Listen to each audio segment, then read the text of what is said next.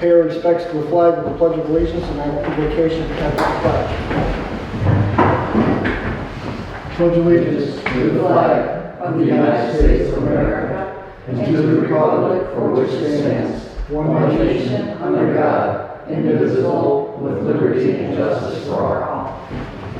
Dear God, thank you for the warmth that we were getting right now. Thank you for watching the plants and all the animals as they grow. Thank you for reminding our mothers during that special day that they are special not only to their immediate family, but to those around them as well. Thank you for our commission, our manager, and our communities. Please be with us during this meeting and give us wisdom to do the best for our communities, especially our host community, the Village of Leonard. We ask this in your name. Amen. Thank you. Okay, at this time, Secretary McDonald, can you please call the roll? Okay, roll call for attendance of the Pollyant Trail Council. Mr. Brakefield? Here. Mr. Pearson? Here. Mr. Pfeiffer? Mr. Watley? Here. Mr. Knoll? Here. Mr. Wright? Here. Excuse me, McDonald? Here. And last but not least, Mr. Major for Oxford Village. He's here. He's on. Okay. That's here. Thank you. Okay, we have a quorum. All right, we have a quorum. Okay, first item, number 4 on our agenda is the approval of the agenda. Any amendments to the agenda? Hearing none, I'll entertain a motion to approve the agenda as presented. Mr. Chair, I will make a motion that we approve today's agenda. I'll second. Okay, motion by Councilman Knoll, second by Vice Chair Brakefield to approve the agenda as presented. All in favor, signify by saying aye. Aye. Those opposed? The motion carries. On to the consent agenda. In front of you, council members, is the meeting minutes from April, bills to be approved for April, financial reports for April, and trail manager report for May. Any questions, comments, concerns? Okay, hearing none, we'll do a motion. I'll make a motion to approve the consent agenda as written. Second. Okay, motion by Vice Chair Wakefield, second by Councilman Knoll to approve the consent agenda as presented. Any questions, comments on that? If not, Secretary McDonald, can you please call the roll? Okay, for the approval of the consent agenda, including the bills to be paid at $7,453.23. Pearson? Yes. Watley? Yes. Knoll? Yes. Wright? Yes. McDonald? Yes. Madore? Yes. Brakefield? Yes. Motion carries. Okay. Takes care of the consent agenda. Public comment. Any public would like to speak at this time? Okay, hearing none, move on to citizen rep report. Citizen rep Rain, any report for us this month? No report. No report. Okay, moving on to unfinished business. Engineering design RFP. Board council members, we have the RFP that was presented last month to you to consider for this month for potential approval. We have 2 RFPs that came back. One from the Giffels Webster company and the other one from Fleece and Vandenbrink. The numbers are $144,495 for Giffels Webster and $150,760 for Fleece and Vandenbrink.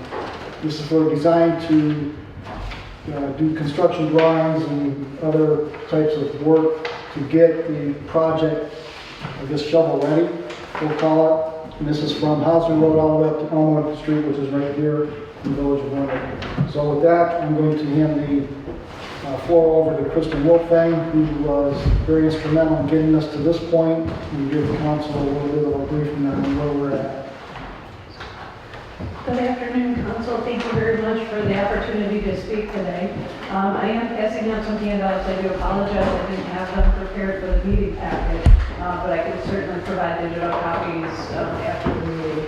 The front page, you can see where we've been from 2019 all the way through today with the different proposals. We started out with a full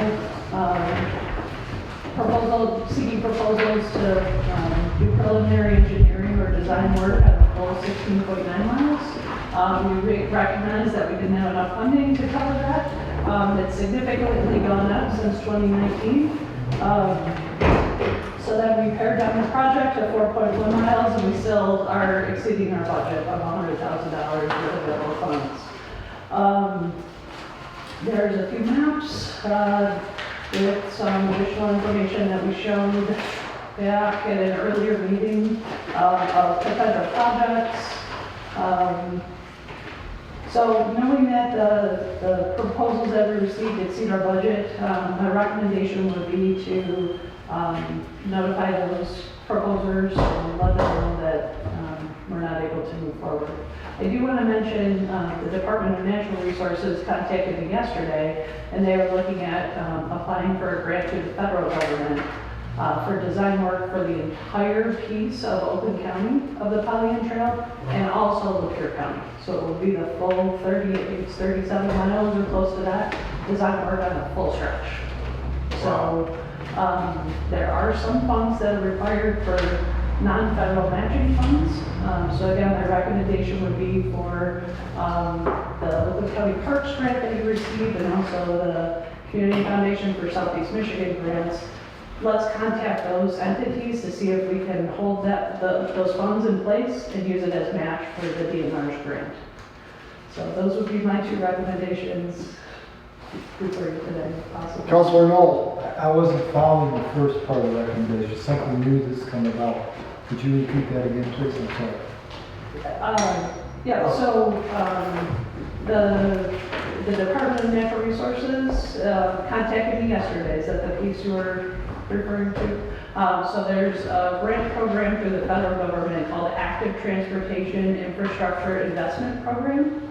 And that will fund up to 80% of design and engineering costs for the preliminary engineering. So it will cover the entire design costs for Oakland County and Lapeer County stretch of the Pollyant Trail, the full piece.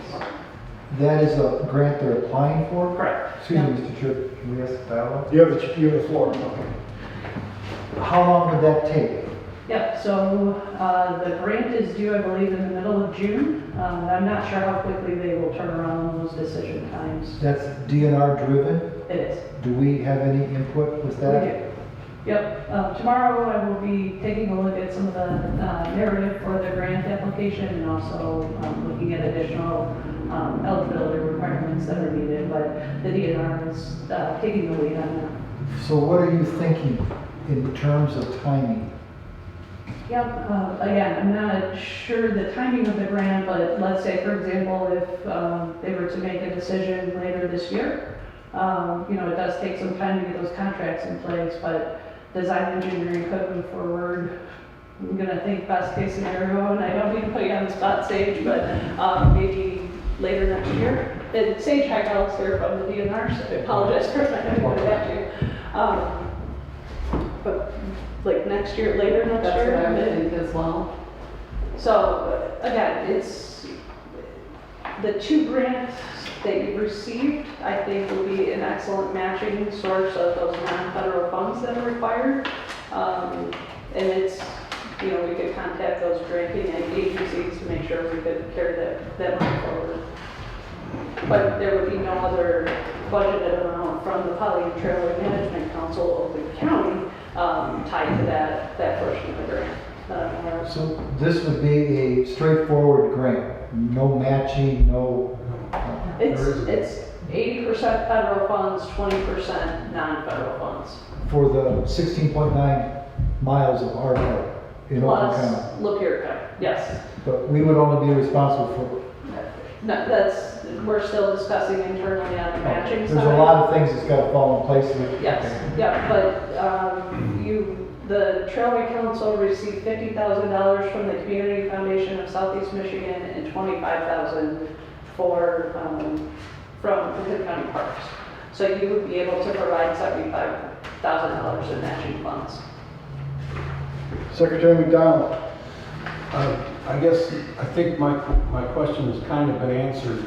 Do we need to show any support, formally, to support them in applying for the grant? Would that help, or is that just a moot point at this point? I could better answer that, but if a letter of support is required, I don't know if those are yes, yep, so maybe that's a third recommendation if you could, and I can prepare a template for you.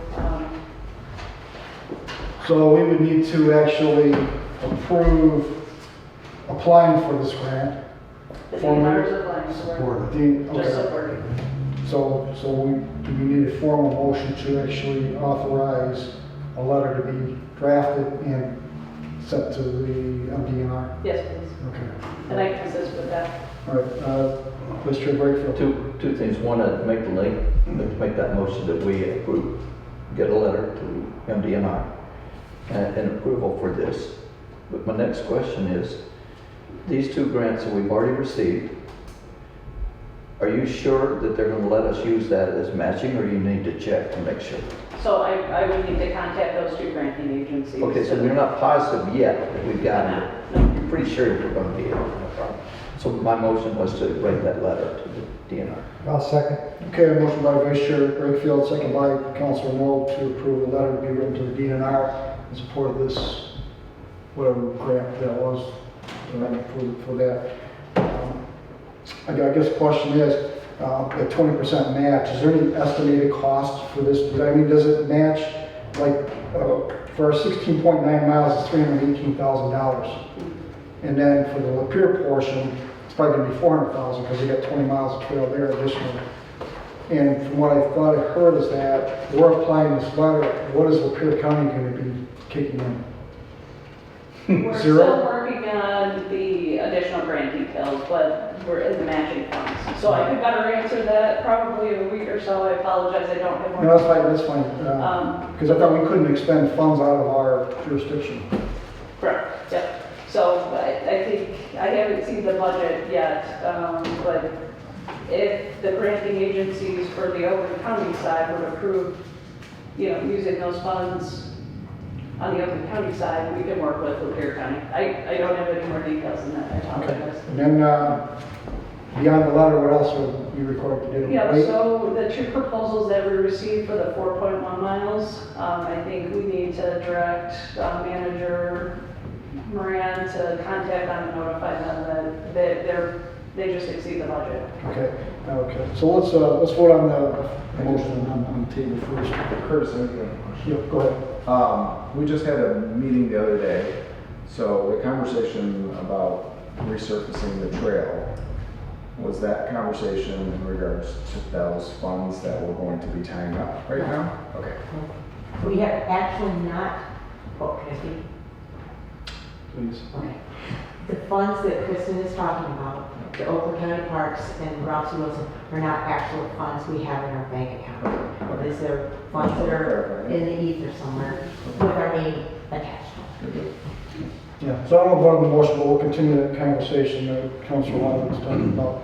So all in favor of writing the letter, signify by saying aye. Aye. As opposed, motion carries. Now back to the servicing. We did have a Zoom meeting on Monday, was it?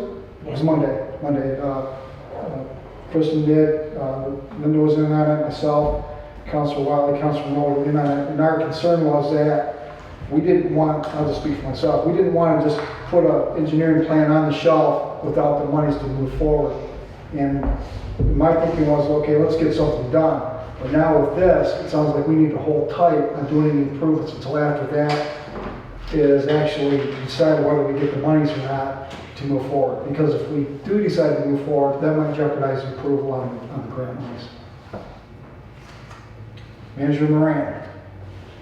The money that we're talking about is not resurfacing that the DNR has offered, the $62,000. That is for repairs. We're not talking about that. Okay, all We're right, not just talking about clarifying, that. just clarifying. We're talking about monies out of our own budget, and we could actually approve right now and get this work done. Say. Yeah. So, Secretary McDonald. Are we gonna follow up with a motion to direct the trail manager to notify the engineering services that we won't be? If you'd like to make that motion. I'll second. Okay. All right, so the motion is to authorize the trail manager to notify the bidders for the engineering service, the current bidders for engineering services that our budget is exceeded and that we won't be accepting either bid. All in favor? We have a motion by Secretary McDonald, second by Councilor Noel to move forward to have the trail manager send a letter to inform the two companies that put a bid in that we're not going to pursue their services. So all in favor signify by saying aye. Aye. Those opposed? That motion carries. So I guess with this, this information just came out brand new to us. So now that we've approved a letter in support of this, it's now just a wait and see. We won't know that grant award until when. Yeah, so I'm not sure when the federal government will be announcing those. I know that they're due June 15th, 17th, it's been June, yeah. So, but I would recommend maybe our subcommittee meet again just to discuss some potential next steps of resurfacing. Then bring a recommendation back to the council. Okay, we're going to meet on resurfacing. But then, wouldn't we already have that in the proposal that we received? The 16.9 miles, or is there something changed? I think we could discuss it further Okay. at our subcommittee. All right, so that means Councilor Miley, Councilor Noel, myself, Trail Manager Moran, put your calendars out there so we can get a meeting together. How soon do we need it? How soon would you like it? Next week or two, Next week or two? yeah. But I can send out a few days. Send an invite and go Yeah. from there. Secretary McDonald, any comment? No. Okay. I've got a question. And even though we love our neighbors to the north, would you think it would be wise us just to leave the Lapeer County portion completely out of it? Just direct strictly to Oakland County portion of any of the references, any of the letters, anything else? As far as the letter goes, I'll prepare a template for you. But then I think the strength is because you're partnering with your neighbors from the north with this particular grant. I'm talking about with just that letter. I'll prepare some language for you. Secretary McDonald. For those of you that aren't aware, the Lapeer branch, Lapeer County has applied in the past for trust fund grants. They do have some matching funds, but I think the flaw, if you can call it that, is the connectivity. They want to focus on internal trails in their communities between Dryden and Inlay City, basically, and they're not looking south. And we're, of course, we've learned that ridership and connectivity benefit all of us. So hopefully this will be an effort, if they get some financial assistance, that it will open the way and open minds up to working together more for all of our benefits. That's my opinion. Councilor Noel, or I'm sorry, Councilor Wilder. Very appreciative of all this, for sure. I'm excited and frustrated at the same time, because we literally just had a conversation on Monday about proceeding with trail resurfacing, and I thought we had momentum on it, and we were gonna do some real work, and now it's like, let's sit and wait again. Let's just keep kicking the can down the road and just keep doing it. And at some point, and please don't take my comments as like, I'm not grateful. We're completely grateful for everything. Everyone does. But it's just, I want to see work done. Because we had a great conversation, like, let's get we have funds to get the trail resurfaced, to have actual benefit to our communities. And now it's like, let's just sit and wait. So that's my You comments. could wait up until probably 2026 on this. Yeah, or longer, yeah. Trail Manager Moran. I just wanted to point out that we have received potentially, if we accept it today, $62,000 from the Michigan Department of Natural Resources. We'll discuss that down. I know, but to Eric's point, 25,000 of that has been earmarked for Orion Township to correct damage and to fix Strict Road by damage. I'm not concerned about our section. I'm concerned about the entire trail. I thank you, I appreciate you addressing Orion Township, but I want the whole trail. Needs are up here as well. We all need. So. Councilman Old? I look forward to the next meeting that we can dive into this because there's a lot of new information and it is frustrating. And I had asked a lot of questions because I just don't understand it all. But when we have that next meeting for our subcommittee, I think that'll shed a lot of light on this. But thank you for your work. Yeah. And I do And your apologize frustration. for the late notice. Better It than is none. a new development that came across my desk. I think it's an exciting development. Joe.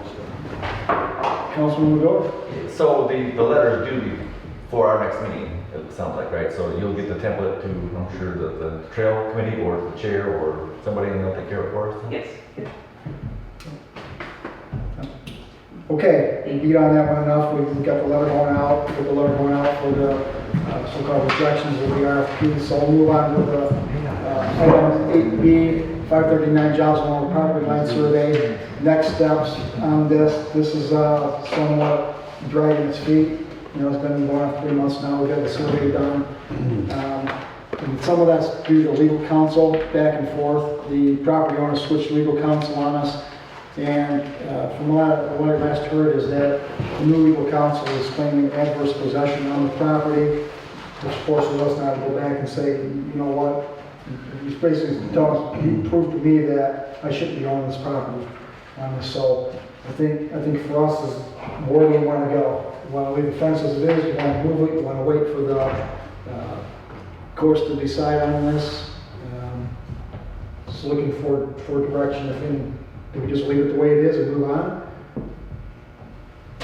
General Manager Moran. Right before I came to the meeting, I did receive an email from our attorney addressing the second attorney, this homeowner is engaged, and she is asking him for some decision. She's been contacting him, emailing him, phone calls. He is not responding to her requests. So she sent out another email to him, and as of 2:30, he had not responded. Yeah. So the time ticks and the money just keeps getting eaten up by others that can actually do the improvement that we could do ourselves. I mean, do we have the legal right to move that fence where it belongs, erect the fence? We had a survey. I mean, it's not a certified survey per se. It's a survey indicating where the line's at. So, It's got a seal on it, looks official to me. it's official that he has actually established that line for Pauline Trail property, which is probably what? Quarter acre, half acre? No, it's over an acre. You got 66 feet wide by how many feet? Where that fence is at? 268. So 270 times 66 divided by 43,560 will give you your acreage on that property, plus or minus. So that's our concern here. Councilman Madore. So the guy that puts fence on our property is one claiming adverse possession? He is trying to claim adverse possession. Okay, so openly known for 15 years, has he even lived there for 15 years? He has, we are unclear if the fence was there or not. He Okay. did not But notice the fence. I thought as a government agency, they changed the rules a few years ago that our government agencies, like municipalities at least, are exempt from adverse possession. I don't know if we qualify under that or not, so it seems to me like they're just maybe throwing it out there, people back off. I don't know. From what I heard, just thinking about this real quick, is that the homeowner's claiming the fence was there prior to his ownership. So the fence is It's our all, fence. you know, so why it looks like it does, Yeah. I Well, have no idea.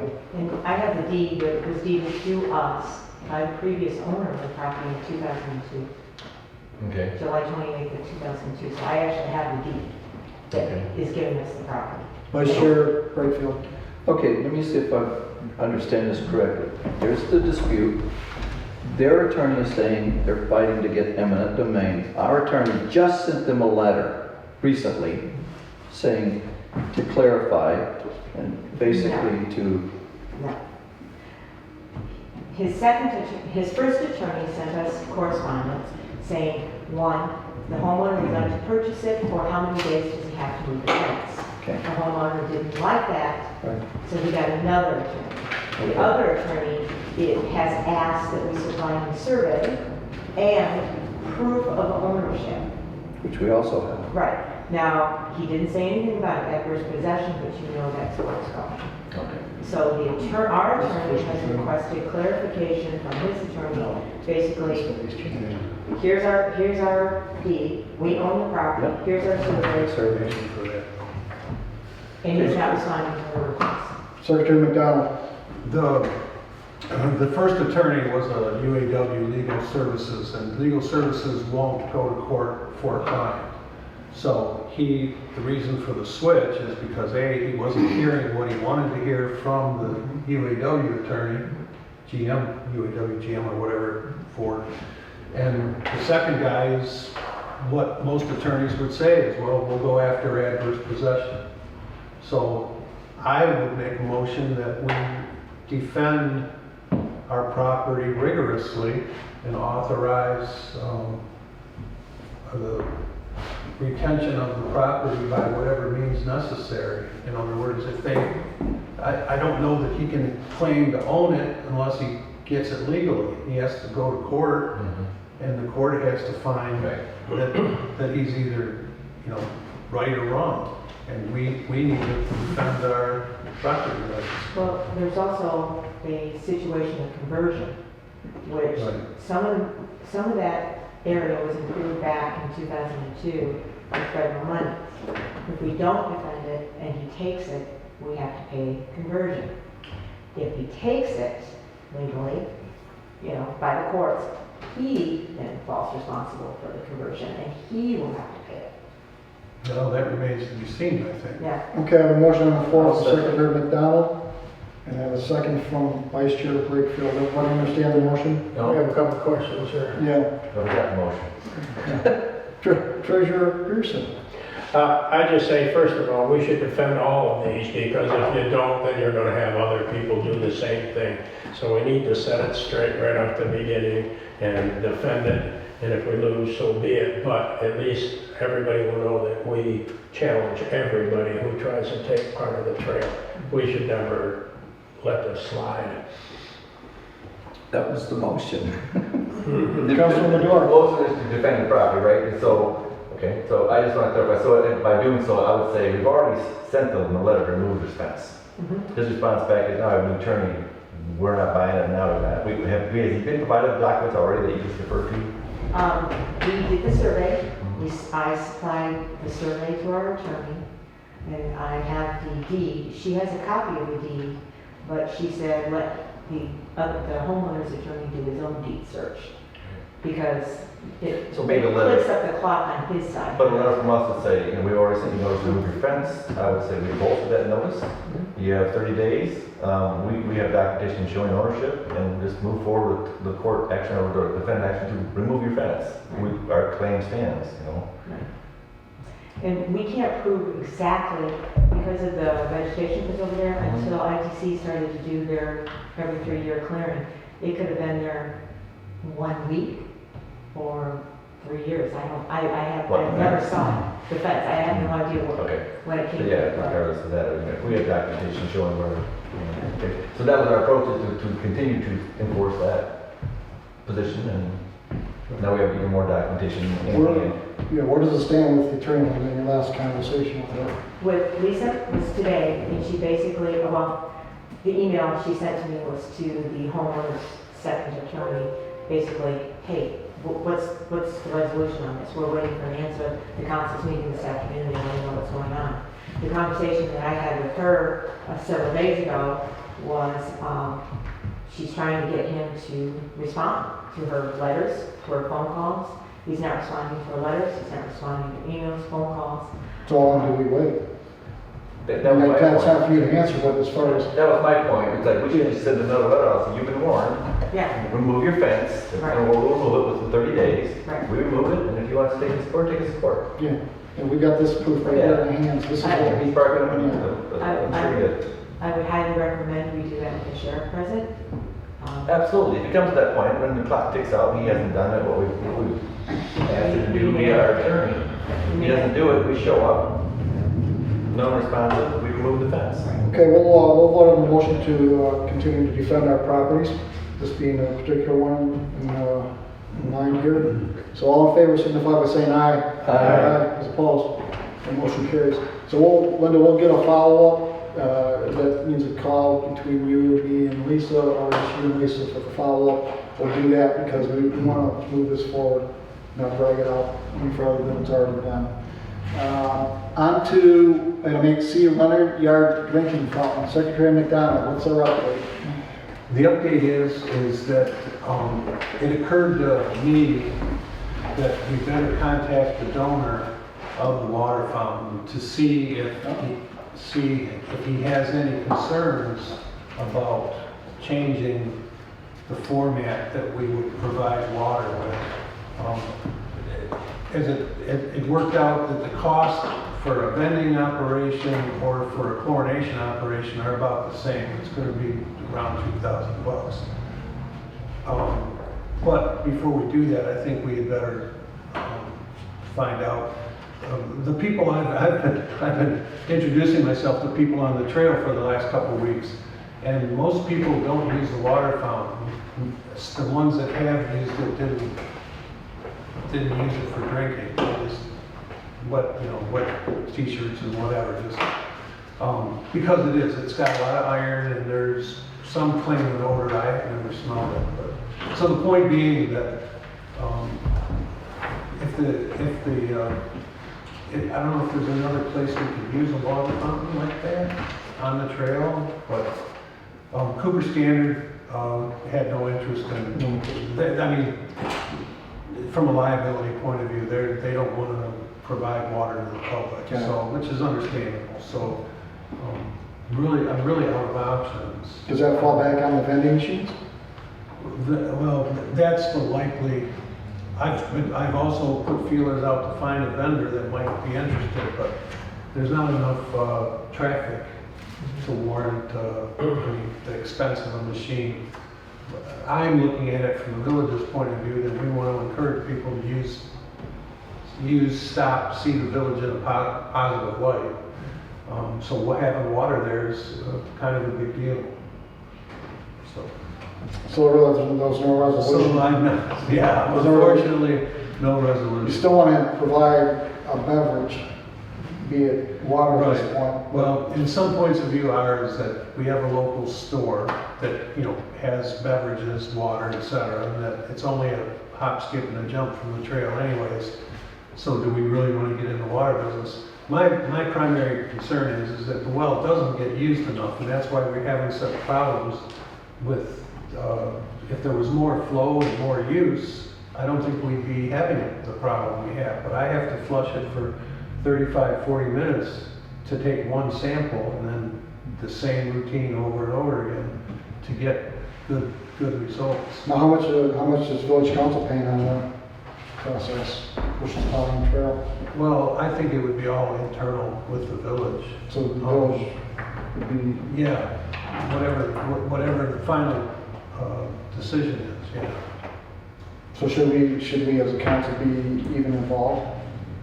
Or is it, if it's your drinking fountain, you decide how you want to provide? The fountain was donated to the Pollyanna Trail. Technically it's on village. It might be on the right of way, but I don't think it's quite close enough to be on the right of way. Is there anything in the donation documents or just a verbal? No, it's just. Linda would know that. Just a verbal, so the donor has no recourse if we were to take it out. He can't. I mean, it's like a bench. We own it. You give it to us. Thank you very much. All right, so it's on our decision. My question is, the chlorination filtration system, is that something that would work even with the low usage?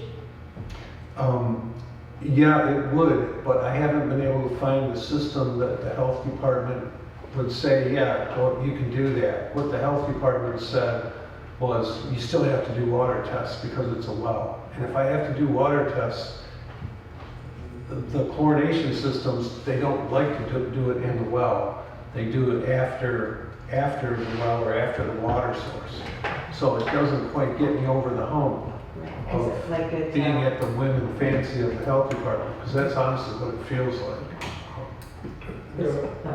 Do we still have water for the horses no. if that door shuts down? It would be non-potable water, which I think it would probably be fine for animals, but not for. As long as you label it proper.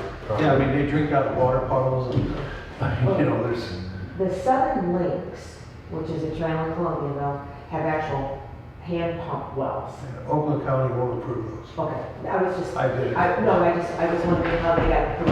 Okay, when I was growing up, every state park had a pump well Yeah. in Michigan. Yeah. I mean, you know, Yeah. you pump it was, I mean, it was fun. County parks, yeah, county parks. Yeah. Bring back the old days. Yeah, I just didn't know if they went to the health department or not, and how they got around, you know. yeah, I don't The know. filtration Yeah, system.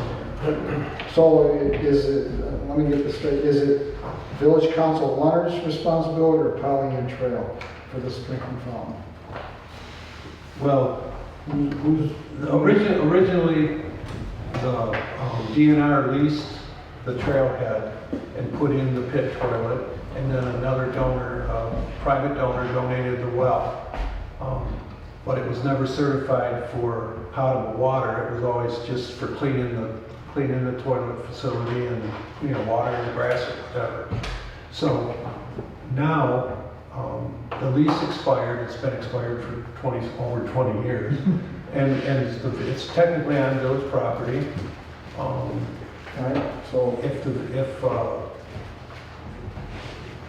was it If donated? the Pollyant Trail Council wants to have water there, Drinkable. that drinkable water, then I need to know that. Yeah, You know, that was one that's- of my next questions. Yeah, Does this council want to have drinking opportunity at the Leonard Yard?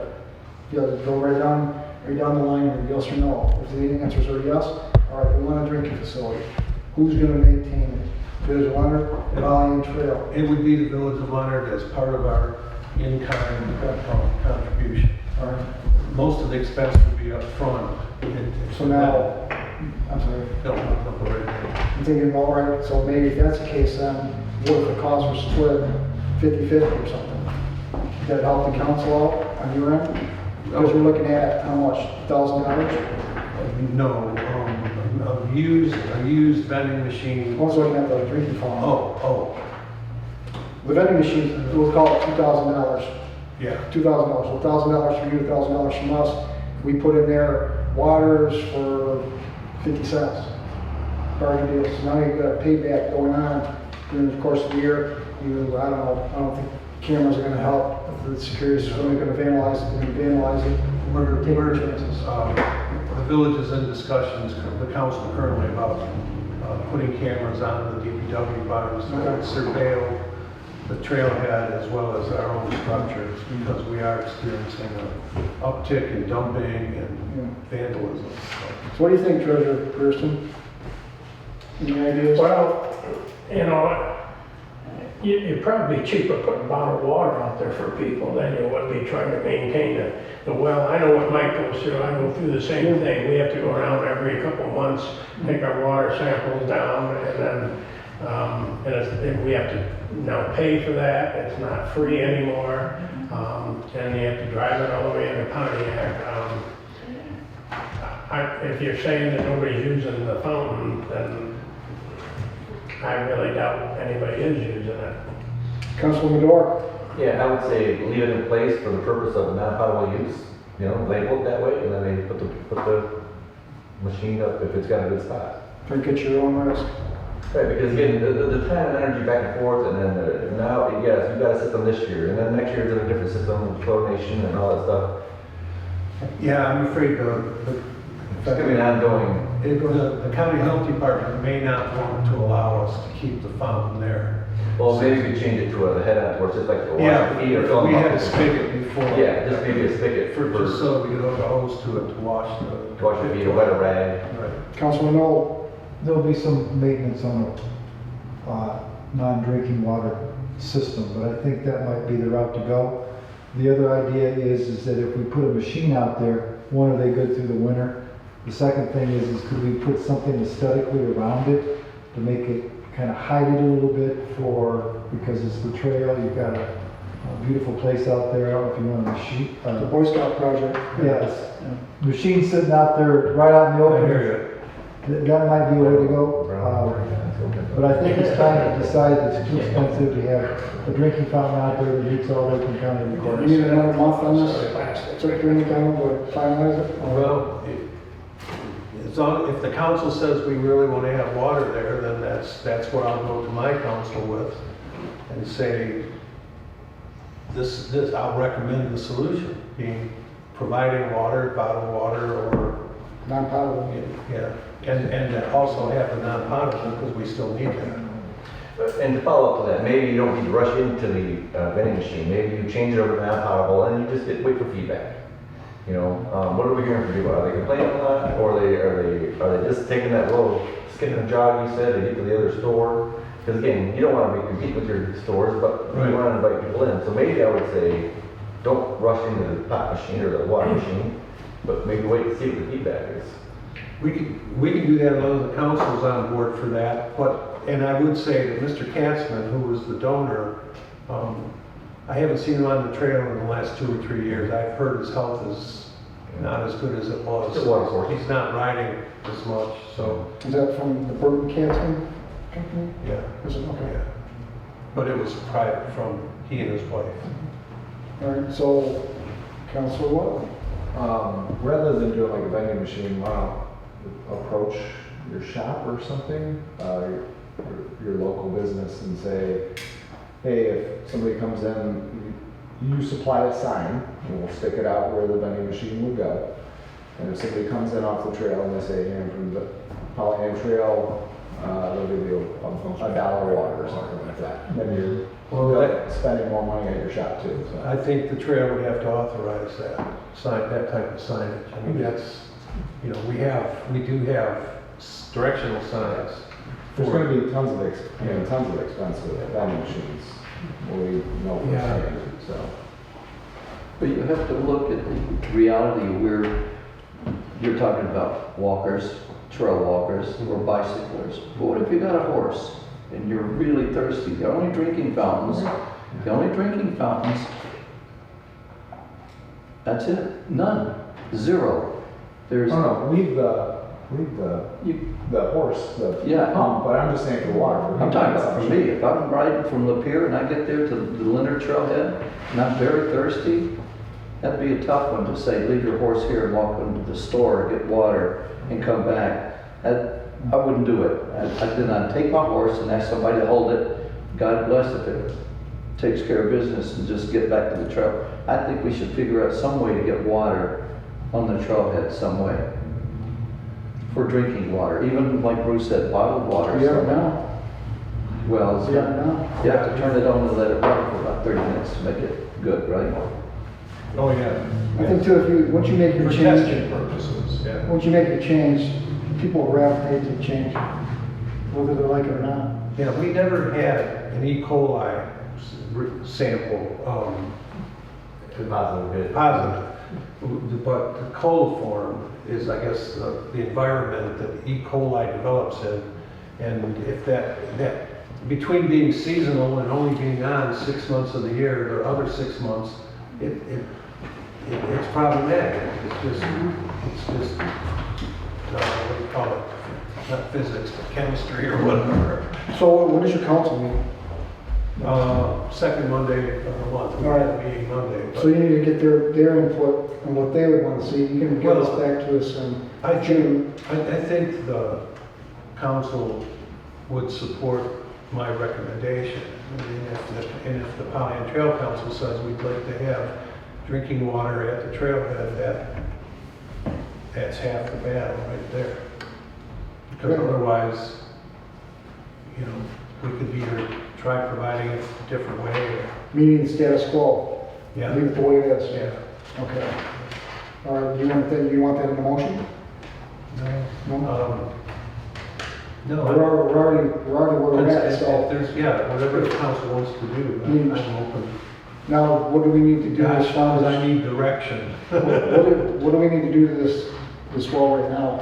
Do we need health department inspection? The health department is waiting, every year you have to file the paperwork to open a well, it's a seasonal well.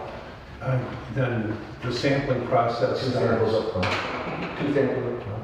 2 samples on one within 24 hours, but not the same day. So you have to take a sample one day, take it down, take another sample the next day, take it down. And then quarterly, you also have to take another water sample for nitrates. Because Because, nitrates only annually. well, I know we have to do it at least once, Okay. and we're only open 6 months. Oh, yeah, we would have. Yeah, so- And this said nothing's happened to this drinking fountain isn't operational right now, right? Because of the testing. Well, I would have to, yeah, it's not open now. I have to know, you have to go through the testing process before the county okays it open. And the county, is threatening right now that if we get another failed test, that we'll have to go through a whole different process because of the number of times we've had, problems with, generally when I get one bad test, they'll let me do it over. But they won't anymore. And they know it's probably me, and I didn't purge it long enough. I mean, it's just not seeing the volume of water pumped. And I have considered hooking like a water softener up to it just so that it would flush water. But Leonard's already pretty wet. Dumping hundreds of gallons more water into the ditches is really not the optimal solution, so. And there's the expense of running a pump like that for gosh knows, so. Councilman Moll, If we go to the effort of voting out keeping human consumption well there, if there's any cost to having a non-potable water well there, do we have to have it tested? No. There's no additional As long as cost? you just have to put a sign up, very bold sign that says non-potable water. Just like they do in the campgrounds in certain Yeah. areas? Yeah. Got it. cemeteries. Yeah. So I guess for me, it's like, where we are as far as, do you go and get your testing like we've been doing, because we've done it every year? Do we go with the non-potable route? Well, we've got a definitive decision here on the state. And, Well, we could let the trail users vote, if they complain, if we get complaints about not having water. I haven't heard anything thus far this year, but we would have only been open barely a month if we had opened it to the regular time. so we should put a motion on the table to authorize the non-potable water sign to be put at the drinking fountain, so you have something on the record. That's a The good council's actually covered legally that this is a decision we're making. Do we have to file paperwork with the county to remove that from the drinking fountain? The village will, we would have to, we've been doing all of that on as part of. Then I'd like to make a motion that we put the management council approves the motion to make that water supply non-potable and put a sign up appropriately to label it. Appropriately what? Appropriately to label it. To label it. Okay, motion on the floor from Councilman Mill. Any second to that motion? Second from Councilman Medora to authorize the drinking fountain to be non-potable with the sign to be installed. Any further questions or discussion on this? Hearing none, we'll do a roll call on this. Okay. On the motion to place non-potable water signs on the water supplies at the Leonard Yard. Watley? Yes. Noel? Yes. Wright? Yes. McDonald, yes. Joe Medor? Yes. Mr. Brakefield? No. Mr. Pearson? I'll say yes, but I want to clarify, check with the county if you can even have a non-potable. Well, we did have one before. Oh, you mean? Oh, because they wouldn't let me put it up in the park, just up the road here, so. That may, I will follow up on that and inform, well, I'm talking, so. No, you're fine. You're fine. I'll inform the council, if the health department requires me to remove it because it's a drinking implement for humans, something, I suspect that's what they'll say. So, I mean, they're just like, you can figure it maybe, like you said, where it's more of a spigot, filling a bucket or Yeah. wet shirt or. Well, that motion does carry, and if there's a change, you'll let us know, Right. Secretary McDonald, on that. All right, on to item 8D, the Pauline Trail Management Council monthly outstanding items list.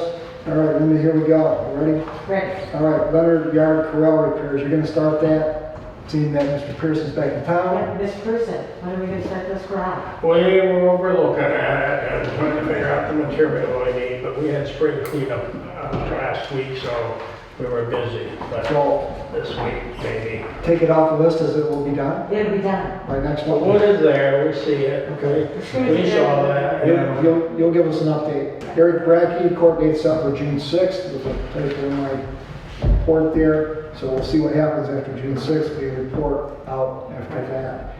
Engineering design, we went over that, for getting a letter now, being the federal funds, that comes out to be Justin Schilling Memorial Pollinator Garden. I did put in the packet there a little bit of sketch that was laid out, if anybody saw that. The rock has been placed, the plaque, beautiful plaque, very emotional, been put on there. So if you haven't seen it, you pass by, take a look at it. Let's see here, that project's moving right along. That donate, we were out there last night, donations are rolling in, we have flowers, we have money, we had gift cards dropped off at my house. Yeah, And the memorial walk is on June 8th, so we should have something really going on. We just approved that last night for them to use the adjacent. Yeah, so they're gonna have food trucks out there, we're gonna have, it's gonna be an event, so it's. nice. Status on the Lake Sullivan gazebo, is that, has been ordered, any status on that? The gazebo has been ordered, and we are waiting for its delivery and the cement pad. We're having a problem with the contractor, getting it done, so we are about to plan the contractor. Oh, you gotta get a new contract on that. Yeah, that's not my forte. The donors are working on planning the contract. Now, Dave Barnes is the one leading that charge, right? You're just overseeing the Yes, I'm just making sure things get done. getting up there. That's it. 539 Jobs, almost really went over that. And the property, Indian Road, Pollyant Trail, and then we want you to help you place signs, so I have to I sign guess the I've other been post. dragging my feet Yeah. based upon your schedule. I keep bringing it on. Yeah, I know, you do. That's good, that's a good thing. So with that, you see that the list is getting shorter, but every meeting can put more onto it. You see, put no new items on, completed items, things are removed out of there. So anything else council wants to add to this, speak now, or just something I'll add it for the next discussion. So, based on that, we'll move on to new business. New business, the first one up is the event request from the Wolverine Sport Club, who wants to use the Pollyant Trail on June 8th, and they want to use that from Borden Road, mile 16.9 down to Elm Street. What's the mile here? This one is about 14, maybe 15. 15 and It's about a 2 mile stretch from here, right? Yeah, mile And and a half. this is Justin showing his father. Yes, as you indicated to me.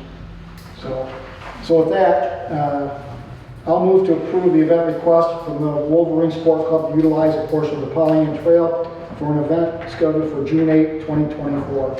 Second?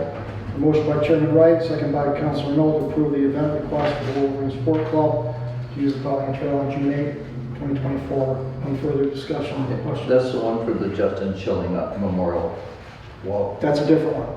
Yeah, It's both put on the same day. on the same day. This is his father. The parents are divorced. Yeah, okay, so the father's gonna do one. Right. The bicycle ride with Wolverines. Okay. The mother's gonna do a walk in the village of Oxford. But it's not gonna be a conflict, is it? Okay. Okay, all in favor of the event, signify by saying aye. Aye. Those opposed, the motion carries. On to item 9B, kiosk donation from the Daughters of the American Revolution. And finally, we get to you. Hi all, thanks for having me, I appreciate it. I'm Sue Meyer, I'm with the Daughters of the American Revolution, the John Crawford chapter. So our chapter has been started in Oxford and Orion, in 1917, so we're 107 years old. And so women doing good in the areas of education, history, preservation, and patriotism. So you may notice my badge here, America 250. So what we're doing as a national organization, and there's about 190,000 of us around the world, DAR ladies, we are working to bring recognition of America's 250th birthday in 2026. So we had availability of a grant from our national organization, which I would like to say we received, so we actually maybe can do this if you all approve this. What we said was just this. The John Crawford Chapter and SDAR, in collaboration with the Pollyant Trail Authority, will install and maintain a permanent walk-up kiosk at the Water Depot stop. This kiosk will feature trail map and safety information, along with, this is us, our rotating biographies of our chapter patriots and local women of note from our area. Using a QR code to link to our website, along with print materials inside the message board, John Crawford is excited to be a sign in our communities to celebrate America 250 in the areas of education and patriotism for many years to come. We were excited to work with the Pollyant Trail because our chapter is kind of a 4-county chapter. And so we actually have members all the way from the beginning of the trail nearly to the end in Lapeer County. So that's kind of how far we stretch.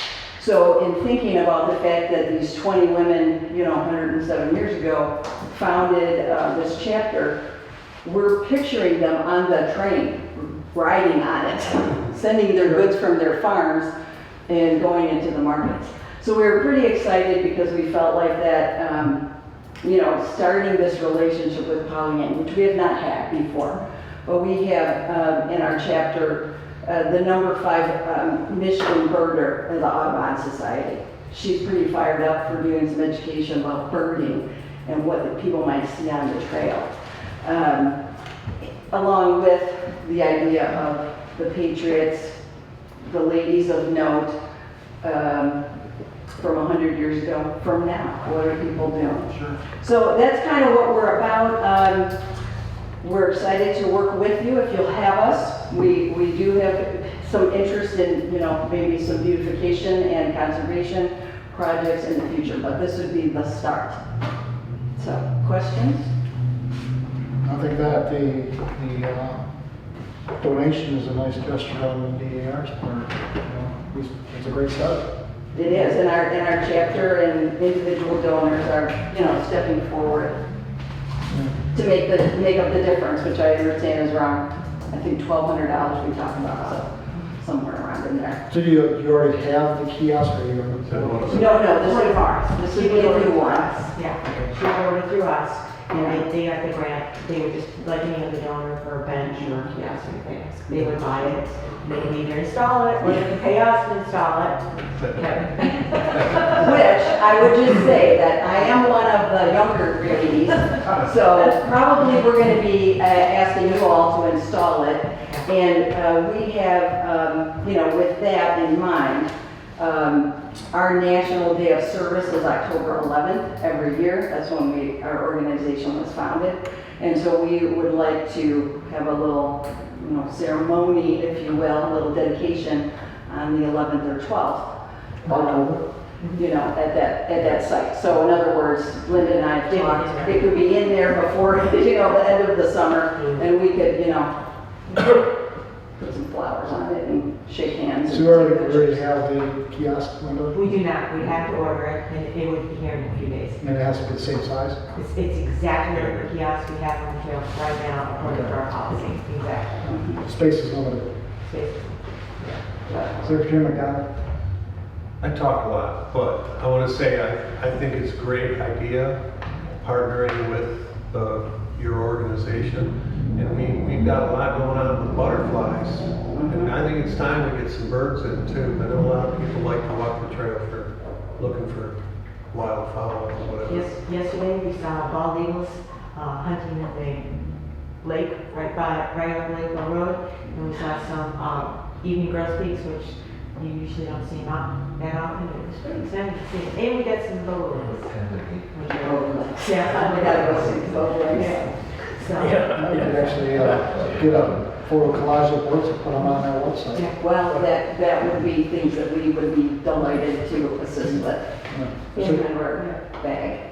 Vice Chair Brakefield, I'd like to go ahead and make a motion. make that motion. Move to accept the donation of the kiosk from the Daughters of the American Revolution to be placed at the water depot. All the cost included installation of the kiosk shall be paid by the Daughters of the American Revolution, and the trail manager, Linda Moran, shall oversee the project to completion. I'll second that with an explanation, a little explaining here. My relatives are all from England, and my father's from England. And it was Captain Pearson who surrendered to John Paul Jones, just so you understand. Okay, off the coast of Scotland there. So So you're not in favor of maybe this? I could help pay back some of this. Yeah, just so you know. He's been carrying this for a long time. And I also want to say, Water Depot was chosen specifically because Amelia Earhart is flying it out there. So it kind of ties in with women doing good in the area. So if we can find that photograph, your hopes on it, can't find it, but we're looking. And what Captain Pearson said when he surrendered, even though he was winning, he said, that guy's nuts, so I'm giving up, is how it worked. So, All right, we have a motion and a second on the floor from Vice Chair Brakefield and Treasurer Pearson. All in favor of the donation of the kiosk from the Daughters of the American Revolution, signify by saying aye. Aye. As opposed, motion carries. All right, Susan, thank you for coming out. Thank you for And, having me. information and, we'll go over the- we're gonna- I'm just gonna add to your minutes, so it's the John Crawford check here. Meyber. Thank you. All right, very good. Some good news. On to item 9C, bad news. Goodness. NES plumbing and heating fence encroachment. Linda actually sent me some photos on my phone which I couldn't download. Their NES plumbing is in Oxford Village, right against the Larry Obrecht Bridge. They've erected a chain link fence, probably 6 foot tall, right to the bridge itself. So there's an encroachment. Councilor Nolan and I went by there today to look at it. I haven't seen it in person. I should have took pictures and I didn't. But this is, there again, it goes back to the encroachment on Johnson Road.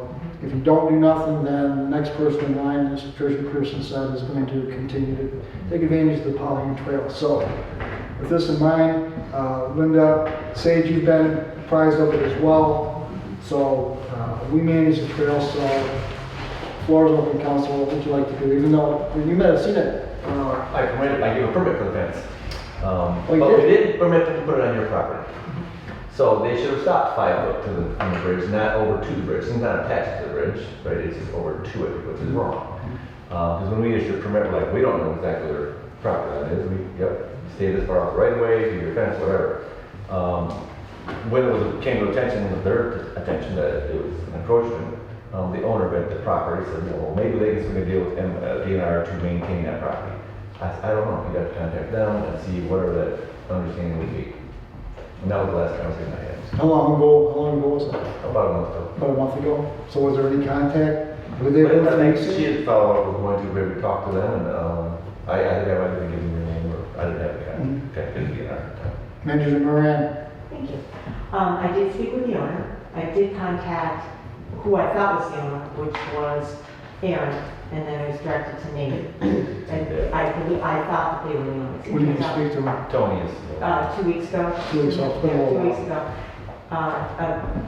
Mr. Anthony D'Onofrio. D'Onofrio is the actual owner of the property. Is he the father of Aaron and Nate? Okay, so he's the father of these two gentlemen. I did contact him, I did talk to him, and he was going to be at the meeting today. And I reminded him, I sent him an email, reminding him that the meeting was today, but I didn't hear anything back. I did tell him that the policy of this trail is nothing on, over, or under the trail without written authorization. He said, well, what if I put up arborvitae's? And I said, you can do anything you want on your property, the fence has to be removed. Since that conversation, they put probably 20 ton of aggregate, from day to day, washing machines or furnaces or whatever being stored over there for scrap, and the scrap is being moved. We didn't see any, you didn't see any. There wasn't any today, but on Sunday, there were several washing machines over there. So it's a transfer station. Yes. I noticed it the same day Sage noticed it. I saw it as I was driving to a meeting with Sage, and I'm like, oh, crap. And as Sage was coming back through town, she went, oh, crap. So basically, our lease with the DNR states that we have to exhaust all of the local enforcement, going to the village, going to the council. If we can't satisfy the DNR by our lease under those guidelines, then we have to contact the DNR. It's a little bit different here because Sage caught it at the same time I caught it. I mean, it was like the day before it was erected. So I have not sent Now, what order do we got? Village council, Howling Trail Council, Well, DNR? Code or- enforcement is what you would have to Right. tell us, and our Right. code enforcement would have to send them notice. I just want direction from the council as to what we do. Okay. Typically, Because we don't have verification of what lot line is. right, but that would be up to the owner of the Yes. property to get a survey. That's not our Sure. problem, I that's agree. their problem, which I also told the owner. He said, well, provide me a survey. I said, that's not a me problem, that's a you problem. So he is basically refusing to get a survey. Correct. Okay, Well, so he will get a survey. he's refusing to move the fence, whether it's get a survey or whatever, he's just refusing to move the fence. Well, And I have a pretty decent relationship with the gentleman who works with MDOT. We tend to move sewer around his back lot. Because I was probably MDOT, and MDOT's, they've been hanging out to dry at that project. But I've spoken to him frequently for the last 3 or 4 years. His approach is going to be, I'm gonna see whatever I can do to leave the fence there. If I have to work some kind of deal with DNR and I can maintain it, he said the gate won't ever be locked, so if they want to come here, they could, but he's gonna try to swing some kind of deal, whether it's a lease or an agreement with the DNR to say, I will mow the grass, I will maintain it, I'll do whatever. That's what his approach is gonna be. I don't know how fruitful that'll be, or if it's even feasible. you don't know because, you know, the talk is cheap and I'll get you to you, like Councilman Knoll. The talk is cheap, but the action has to Right, dictate well- something happening. And right now, is it at the village to make that decision? It's not village property. Whenever we have people have a property dispute with the fence, we tell them, get a survey. You know, 'cause we can't come out and adjudicate where that line is either without survey stakes in the ground. So if you can say it's clearly on your property, then we should tell them, you know, you're in the wrong and there's gonna be, you know, could be action your way that, Right. you know. I mean, do we jump in with a letter from our attorney, like we I don't did think in Charleston? so. I don't think so. Let me talk to him and get some feedback to you guys and see. I haven't talked to others that first day. Right. And the problem we have is, and we're seeing it time and again, oh, I promise the gate will never be locked. I promise, I'll maintain it. You'll always have access for it, right up to 15 years, and now they're adverse possession. If I maintained it and I put a fence, And then it becomes a problem. And the adverse possession answer, I think we could probably get an answer from our attorney that we're more than likely exempt, especially with the DNR underlying Right, property. it's DNR property. And the way around that is we'll lease it to you for $1 a year and say, there's the Well- contract, then it says, well, I'm just saying, that way, even on private property, you say, I'm allowing you to use this understanding of lease, you're not taking it over. Right. The DNR has use leases Right. that they have that isn't, Councilman Knoll, yeah, lease. Did the village close out the building permit? The permit for the fence? It was inspected, yeah, I believe so. Because again, our building official didn't want to, she didn't know it wasn't his property. She went out inspecting the fence poles and, she was not. yeah. So we're doing that. If the council, my suggestion would be if the council were to want to code enforcement through the village, I would also ask the council that the village rescind that building, that permit, Yeah. because things weren't correct. Let me back up real quick. I don't know if a code officer getting affected, it's not violating a village code. He's encroaching on the neighbor's property.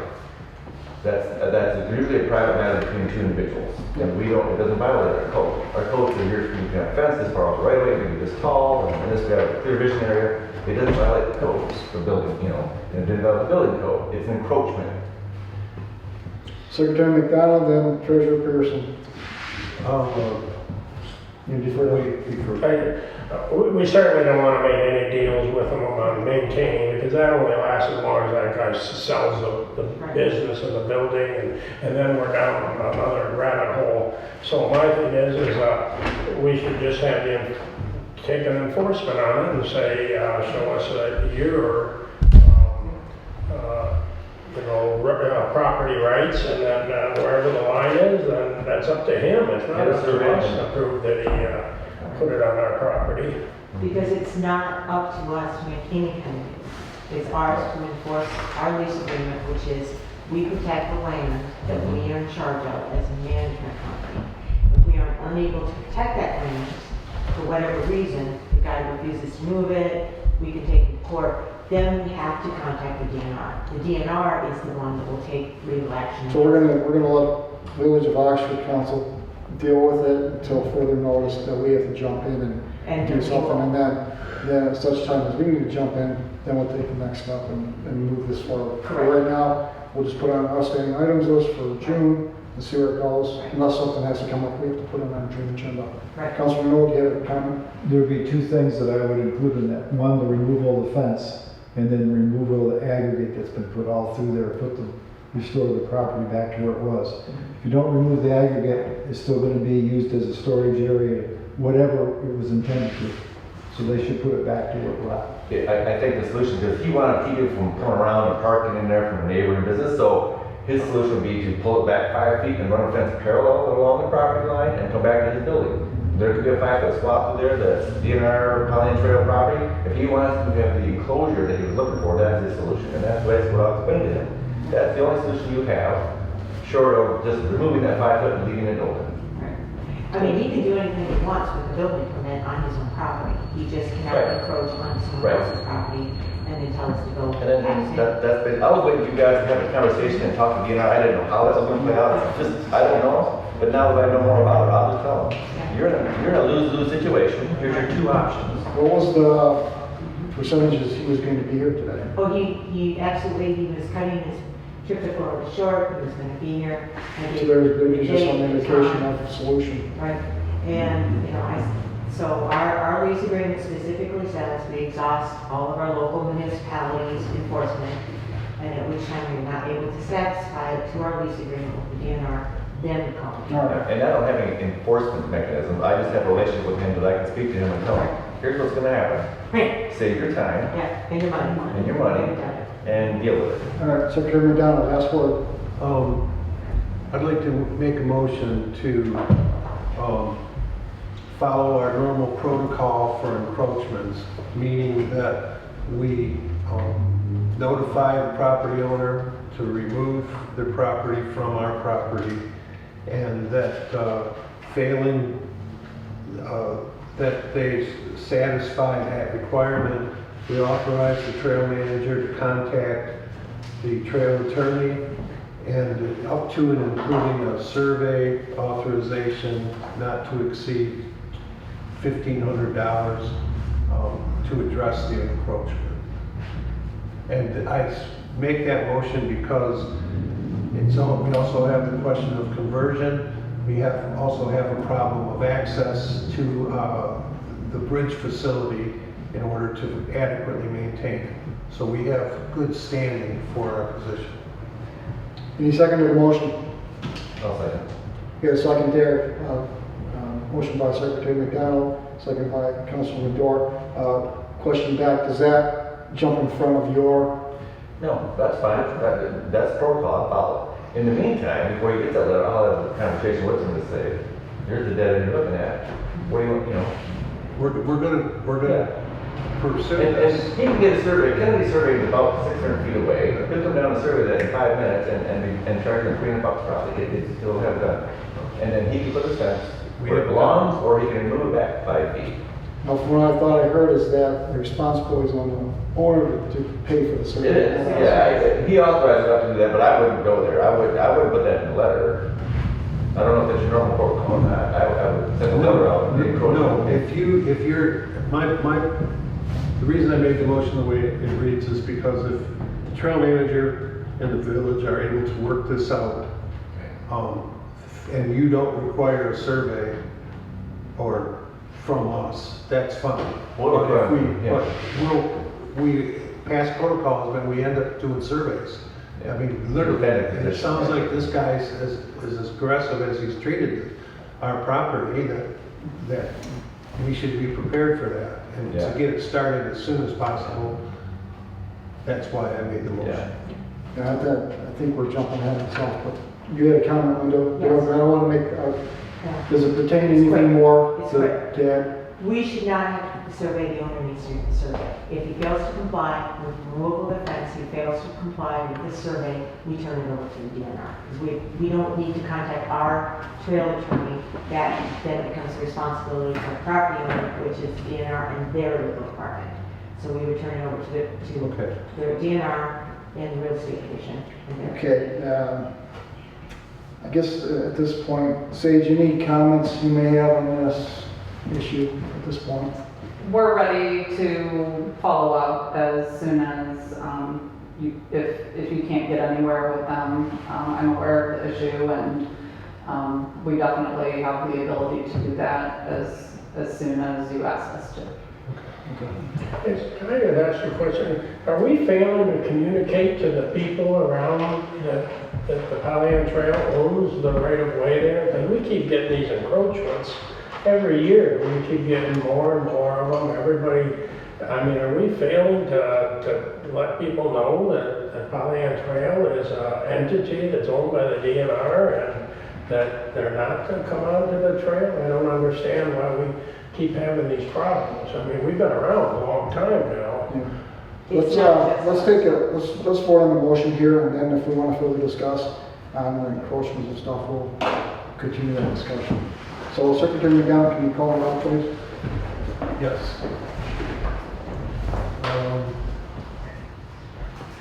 Mr. Knoll, No. Mr. Wright, No. McDonald, yes. Madore, Yes. Brakefield. Yes. Pearson, Yes. Watley. Yes. Okay, motion carries. Motion carries, so we got a $1,500 authorization to proceed with survey and If at the discretion of the trail manager and the chair. Okay. And plow. All right, I'd like to move on, but I'll back up for Treasurer Pearson about the encroachments. So I'm just wondering, should we be putting signs out maybe that, you know, the trail is, you know, it has its own right of way, please do not encroach on the trail or something? Or why do we keep having these discussions and taking people to court all the time? This is not just an us problem. Pain Creek Trail is having the same issues. I mean, this is not just us. These are people that have lived there since before the trail was a trail. These are people that go back to the railroad. They know what's happening. People are just pushing. There are people that live there for 25 years. All of a sudden, one day, they just start dumping. And it's like, why are you dumping? Why not? I mean, that's the attitude we have. We have a guy that has lived in the same house for 15 years, and all of a sudden he's told us, I don't know why. He just, and it's not just us. I mean, Lapeer County's having the same issue with landowners that are just moving into the area, taking bulldozers. The Clinton River Trail had encroachment. I mean, it's everywhere. I mean, I'm sure Parks and Rec had the same problem. I know Oxford Parks and Rec, people are just moving their property, just taking it over. Councilman Madore. Yeah, and in this instance, it was an old dilapidated house when I first came to the village in 2017. Mr. D'Onofrio didn't own it, and he has plumbing adjacent to the north, right? they'd already been to the courts to demolish the home, and they hadn't done it, so we finally acted on it in 2019, demolished the house. The house was a disaster, I don't know how you could even have gotten in there to mow alongside it, along this bridge. You couldn't, okay, so in this case, it's just more like, here's this old house, Mr. Dunford bought it, he demolished it, now it's just gonna gravel lot. A lot of people with that bridge just assume the property goes to the bridge. The bridge is 12, 20 foot tall, whatever it is, they just assume that. And so in this case, he just assumed, well, my property that I bought and demolished this house on, probably just goes to the bridge. I would believe that, except he owns property south of the bridge, and he knows where the property lines are. Well, I think with this, So anyways, for this, it's a little fuzzier than your guys that know the trails out there. encroachments are Just where like, they're at. We're gonna probably continue and Yeah. we just deal with them like we're doing with this. So moving on, item 9E, 9D, excuse me, is the MDNR Memorandum of Understanding and Agreement Grant.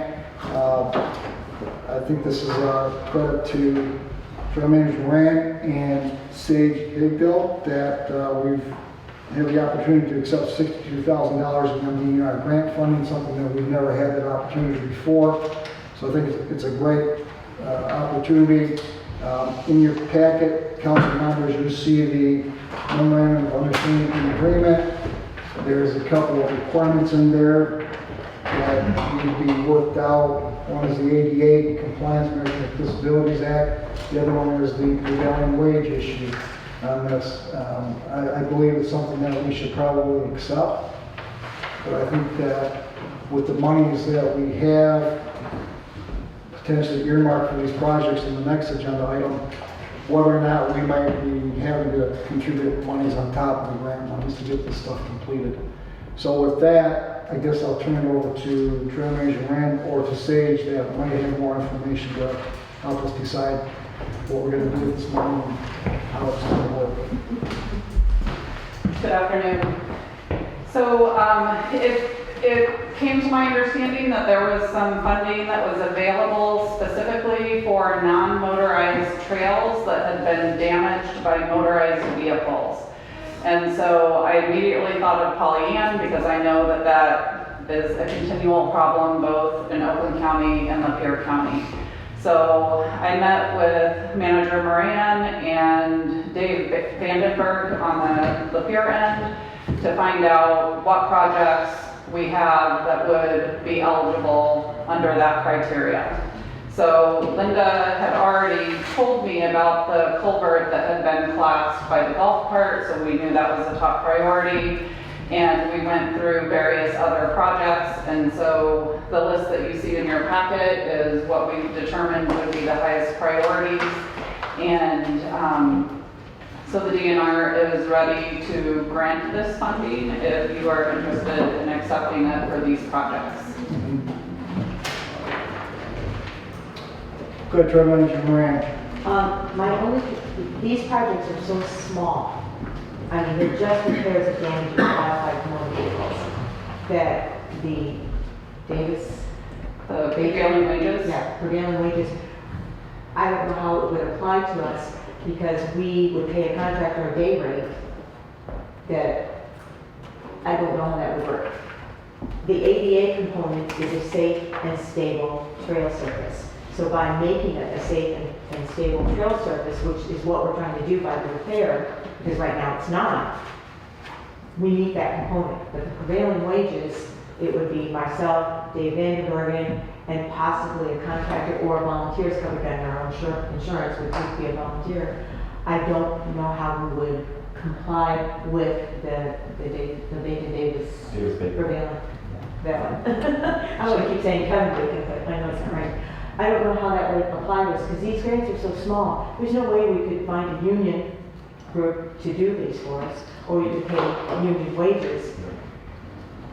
Because they just. Councilman Midori may have some experience on that. Yeah, and you don't need to fight, they don't be union, but like we had Stanley Door come up with a sliding door and using CDBG federal dollars, same thing. They just verify that whatever the prevailing wages in that area, that worker for that day, they paid that rate.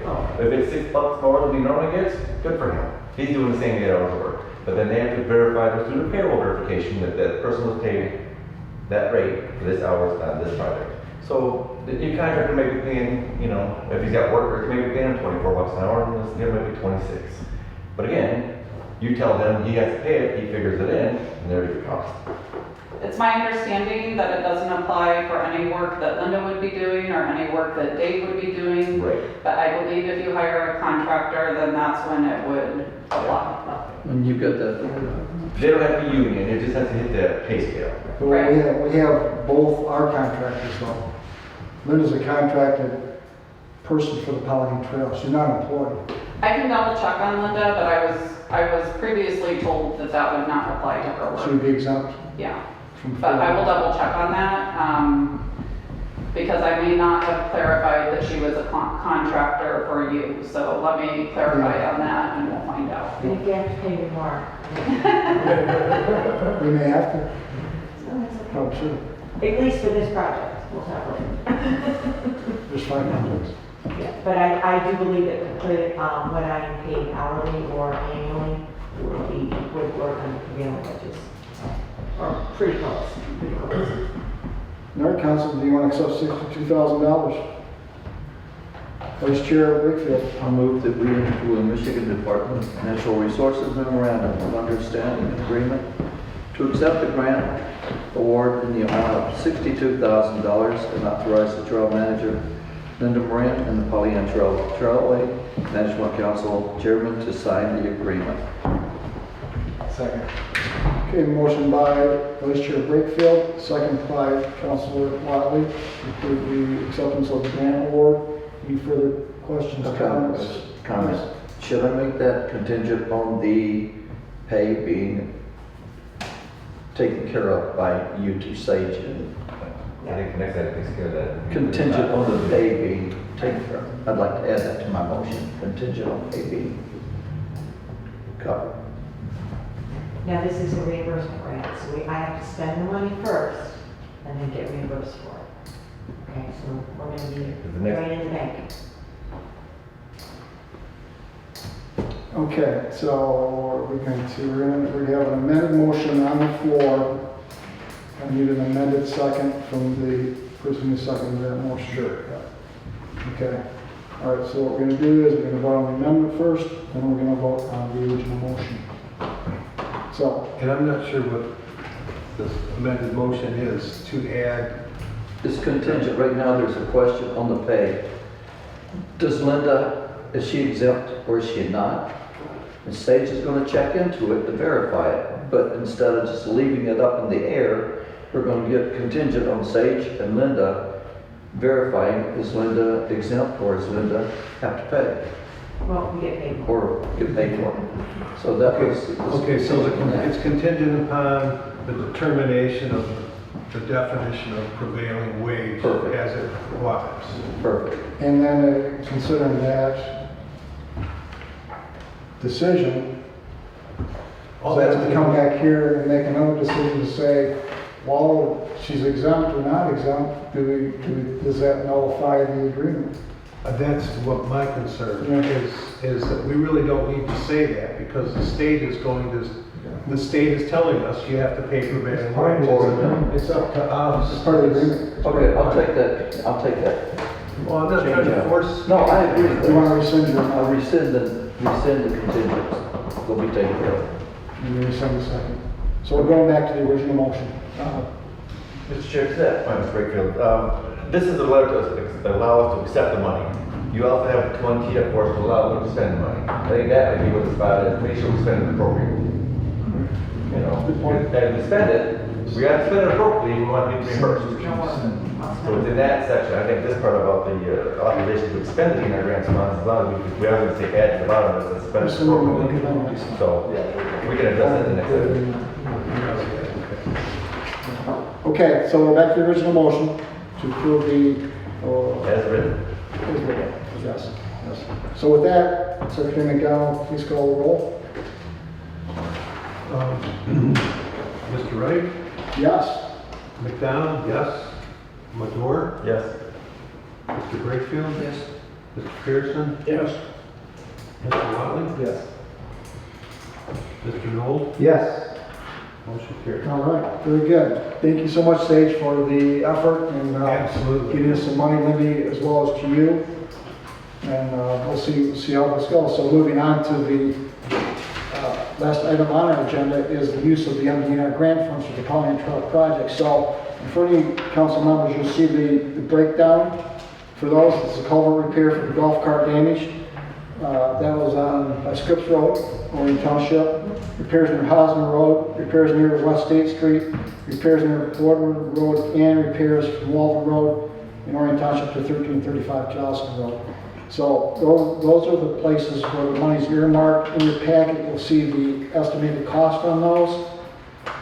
And I guess the question is, if there's excess material from the grant, is that utilized anywhere else on the trail? Does it have to be utilized in these areas? The grant is for repairs to damage on the trail caused by motorized vehicles. So if there are other areas on the trail that you need to repair that aren't on this list and it falls within your grant budget, then that would be fine. Does that need your confirmation when it says, well, we're done with this material, I want to spread it in mile 14, can I do that? Is that something that you would sign off on? Yeah, I have asked Linda to take photos of before and after, and that's what we submit for the projects. And we're in regular communication, so if she informs me that there's extra materials and we need to use those in this location for this purpose, as long as it meets the requirements of repairing the trail for damage from motorized vehicles, then it will fall under the scope of the grant. Okay, all right, very, very good. Let's see, we got Councilman Dore, Vice Chair Brakefield, and whoever else might want to comment on it.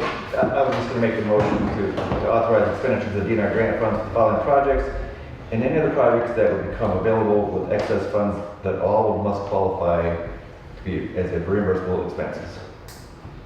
Second. Okay, motion by Councilor Medora, second by Councilor Wiley to approve the projects as presented, and in addition to any other projects that excess material might be able to be used for. So with that in mind, let's do a roll call. Unless there's, Vice Chair Brakefield, you had a comment? No, Joe had made the motion, but in the motion it was going to be specific, and I was going to make sure Sage understood whatever Linda found other, but the motion was good. It's great. Because it's got to be reimbursable, whether it's Davis Bacon or other things on wages, got to be reimbursable. Okay, let's do a roll call for the next measure. Okay. We'll start with Mr. Medora, Yes. Mr. Brakefield, Yes? Mr. Pearson, Yes. Mr. Watley, Yes. Mr. Knoll, Yes. Mr. Wright, Yes. McDonald, yes. Motion carried. All right, very, very good. Okay, we have made it to the end of our scheduled agenda. We'll move on to public comment. Any of our volunteers want to speak? Okay, nobody wants to speak, so we'll go to council comments. Let's start off with Councilor Watley. Just wanted to say thank you to Oakland County and the DNR. We really appreciate it. Everything. I know Kristen is like, let's do this the right way. And I'm like, let's just do it. And so I really appreciate our work. And, you know, Councilor Knoll. There's been a lot of hard work by all. It's great to see spring coming, or here, and people on the trail, using the trail, and the flowers and the trees coming out. And the trail is doing what it's intended to do, to be an asset to the communities. Secretary McDonald. Thank you, thank you, thank you. Everybody here was positive and contributing. That's awesome. It's great to be on this council at times like this. Vice Chair Brakefield. It was a great meeting. Thank you, Sage. Thank you, Linda. Thank you, thank you. And it was a positive meeting. And as a little sidebar, About once a month on this meeting, I'm going to be bringing in eggs since I'm the old egg farmer, and if anybody wants some, John's going to check and see if he needs them, but they're available, and that's it. Treasurer Pearson. No comment. I just want to say thank you for all you guys do, and hope everyone has a great Memorial Day. Ditto. Yeah, I guess from the chair as well, you know, without your help, we wouldn't be nowhere near where we'd like to be. And we're not there yet, but this is steps in the right direction. And, you know, Susan, Kristen, Sage, Linda, you know, your efforts are making us look like a top-notch, pure Michigan trail, which we are. So, yeah, thank you so much on that. So we're going to open it now over to Kevin Green, and then the last word, and then we will adjourn. Ditto. Well, yeah, all right, my turn? You go there. All right, let's go there. Thanks, everybody. Thanks, girl power. It is going to be a very long summer. We've got the gazebo going up. We've got some pollinator gardens going up. Tomorrow night, we're putting in our first pollinator sign in Lyon Township. Got Sunrise Rotary, we got the pollinator garden. We've got a work day going. The second bicycle stand is going out by Camp Gravel Pit. I'm going to be working my focus out. So anybody who has a few extra hours who would like to ride a John Deere tractor to help me out mowing, bring me home. Because my head mower decided he was in love and he's up and down. So yeah, unless he decides, I don't know, he's coming back this way, I'm going to be out there with a little headlamp at midnight, mowing the trail, digging dirt during the day. So June 8th, we have the Justin Memorial Foundation Walk.